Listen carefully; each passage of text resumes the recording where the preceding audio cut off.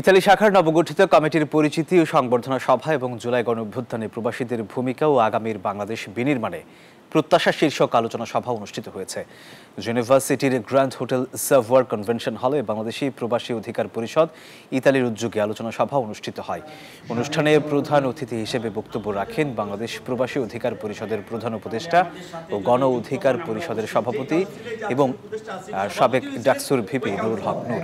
HM. Fardin ইয়ামিনের সভাপতিত্বে সাধারণ সম্পাদক জানিয়া আলমের জনের পরিচালনায় বক্তব্য রাখেন গণ অধিকার পরিষদের কেন্দ্রীয় কমিটির সহসভাপতি মোহাম্মদ কবির হোসেন, বাংলাদেশ প্রবাসী অধিকার পরিষদের সাংগঠনিক সম্পাদক রোমান জান্না, গণ অধিকার পরিষদের যুগ্ম সাধারণ সম্পাদক আবুল হোসাইন জীবন সহ আরো অনেকেই।